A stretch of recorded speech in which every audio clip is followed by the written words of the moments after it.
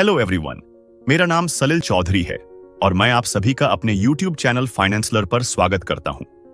मैं पेशे से स्टॉक मार्केट में इन्वेस्टर एंड ट्रेडर हूं और अपने इस चैनल के जरिए मैं स्टॉक मार्केट को लेकर अपनी एक्सपर्टीज आप सभी से शेयर करता हूं। इसके अलावा हम इस चैनल पर फाइनेंस से जुड़ी बातें करते हैं और आपके पोर्टफोलियो का free on off cost analysis भी करते हैं। हाल ही में मेरे कुछ दोस्त और सब्सक्राइबर्स हिंदुस्तान जिंक के शेयर्स में फंस गए हैं और उन्हें समझ नहीं आ रहा कि उन्हें इस कंपनी के शेयर्स को लेकर आगे क्या करना चाहिए। उन सभी लोगों की डिमांड पे आज मैं हिंदुस्तान जिंक का detailed fundamental and technical analysis discuss करने आया हूं और वीडियो के लास्ट में यह भी कंक्लूड करेंगे कि हिंदुस्तान जिंक को लेकर आगे क्या अप्रोच होनी चाहिए। उससे पहले हम बात करते हैं कि आखिर इस कंपनी के शेयर इतनी बुरी तरह से गिर क्यों रहे हैं। हिंदुस्तान जिंक कंपनी के शेयरों में यह तेज गिरावट कंपनी की प्रमोटर वेदांता लिमिटेड के एक बड़े ऐलान के बाद आई है, क्योंकि वेदांता लिमिटेड ने ऑफर फॉर सेल OFS के जरिए हिंदुस्तान जिंक में पहले से ज्यादा शेयर बेचने की घोषणा की है। वेदांता लिमिटेड ने घोषणा की है कि अब वह अपनी सब्सिडरी कंपनी हिंदुस्तान जिंक के 13.3 करोड़ शेयर बेचेगी। यह कंपनी की टोटल इक्विटी का 3.17% है। वेदांता लिमिटेड ने पहले ऑफर फॉर सेल के जरिए कंपनी के 11 करोड़ शेयर बेचने की बात कही थी, लेकिन बोर्ड मेंबर्स की मीटिंग के बाद इसे बढ़ा दिया गया। आप में से बहुत सारे लोग यह सोचकर कंफ्यूज हो रहे होंगे कि नाम से तो हिंदुस्तान जिंक सरकारी कंपनी लगती है, फिर वेदांता का इसमें क्या रोल है। दरअसल हिंदुस्तान जिंक वेदांता लिमिटेड की सब्सिडरी कंपनी है।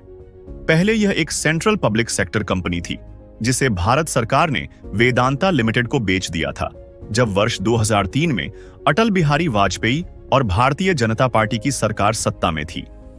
तब से लेकर अभी तक इस हिंदुस्तान जिंक की कमान वेदांता के हाथ में है। आगे बढ़ने से पहले समझते हैं कि ऑफर फॉर सेल यानी OFS आखिर होता क्या है और कंपनीज इसे इस्तेमाल में क्यों लाती है। ऑफर फॉर सेल कंपनी के प्रोमोटर्स के लिए स्टॉक एक्सचेंज प्लेटफॉर्म पर अपनी शेयर होल्डिंग का एक हिस्सा बेचकर कंपनी में अपनी हिस्सेदारी कम करने का एक आसान तरीका है।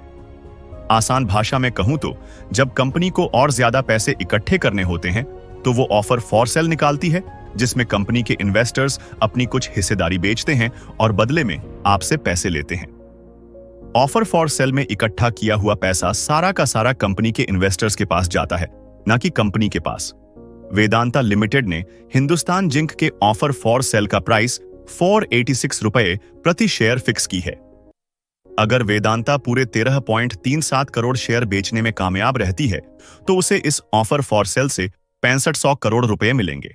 आइए अब बात करते हैं कंपनी के बारे में और शुरू करते हैं इस कंपनी का detailed fundamental and technical analysis. Main मुद्दे पर आने से पहले मैं आप सबसे यह गुजारिश करूंगा कि अगर आप चैनल पर पहली बार आए हैं तो इसे सब्सक्राइब कर बेल आइकॉन पर क्लिक करना ना भूलें, ताकि आपसे कोई भी इंपॉर्टेंट नोटिफिकेशन मिस ना हो जाए। हिंदुस्तान जिंक 1966 में स्थापित की गई थी। यह कंपनी जिंक लेड के बिजनेस में दुनिया की दूसरी सबसे बड़ी जिंक उत्पादक और सिल्वर के बिजनेस में विश्व स्तर पर 5वीं सबसे बड़ी चांदी उत्पादक कंपनी है, जिसका एनुअल प्रोडक्शन 714 टन है। कंपनी का भारत में बढ़ते जिंक बाजार में 75% हिस्सा है, जिसका मुख्यालय जिंक सिटी उदयपुर में है और इसके अलावा कंपनी की जिंक लेड खदानें और स्मेल्टिंग कॉम्प्लेक्सेस राजस्थान राज्य में फैले हुए हैं। रेवेन्यू की बात करें तो कंपनी का 62% revenue zinc, 14% lead, 19% silver and 5% other product से आता है। बैकवर्ड इंटीग्रेशन और कम लागत वाले उच्च श्रेणी के जिंक रिजर्व्स हिंदुस्तान जिंक को विश्व स्तर पर सबसे कम लागत वाला जिंक प्रोड्यूसर बनाते हैं। हिंदुस्तान जिंक के स्टॉक PE रेशियो की बात की जाए तो वह है 26 और अगर इंडस्ट्री PE रेशियो की बात की जाए तो वो है 34, यानी कि हिंदुस्तान जिंक का शेयर प्राइस अपने सेक्टर की बाकी की कंपनीज के मुकाबले अंडर वैल्यूड ट्रेड कर रहा है। कंपनी की पेग रेशियो बहुत ज्यादा है। आमतौर पर फाइनेंशियल एक्सपर्ट्स का मानना है कि अगर यह पेग रेशियो 1 से नीचे रहे तो बेहतर रहता है, लेकिन यहां तो पेग रेशियो 112 है। डेट टू इक्विटी रेशियो 1 से नीचे है, यानी कि कंपनी के ऊपर ज्यादा डेट नहीं है।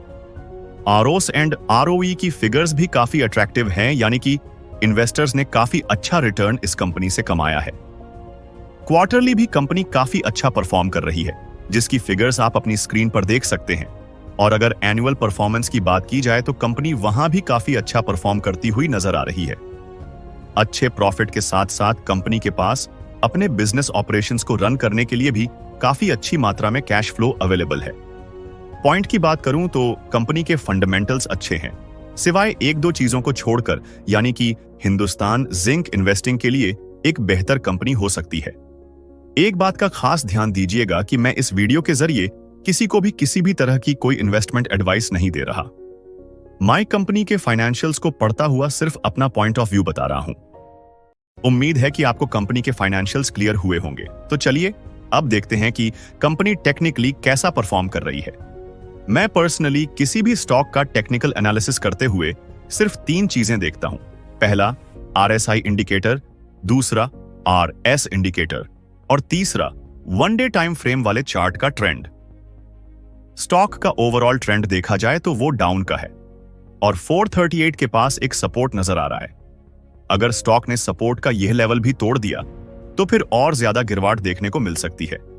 RSI ऑलरेडी 30 के पास ट्रेड कर रहा है, यानी कि स्टॉक में मोमेंटम अभी के लिए खत्म हो रखा है। RS में अभी भी थोड़ी बहुत स्ट्रेंथ देखने को मिल रही है, लेकिन लगता है समय के साथ साथ वो भी खत्म हो जाएगी। इन शॉर्ट, हिंदुस्तान जिंक का स्टॉक अभी टेक्निकली बहुत ज्यादा वीक चल रहा है और इसमें स्ट्रेंथ कब आएगी कुछ कहा नहीं जा सकता। जो मेरे दोस्त इस स्टॉक में ऊपरी स्तरों में फंस गए हैं, उन्हें यही एडवाइस देता हूं कि यह स्टॉक फंडामेंटली अच्छा है, बस कुछ समय के लिए टेक्निकली वीक हो गया है, जो हर स्टॉक के साथ समय पर आकर होता ही है।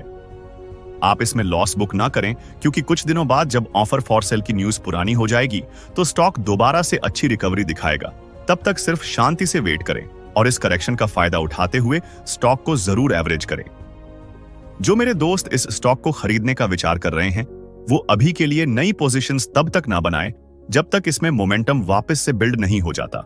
मोमेंटम तब बिल्ड होगा जब RSI इंडिकेटर 50 के ऊपर चला जाए और स्टॉक अपने सपोर्ट जोन से रिवर्सल लेकर अपना ट्रेंड चेंज करे।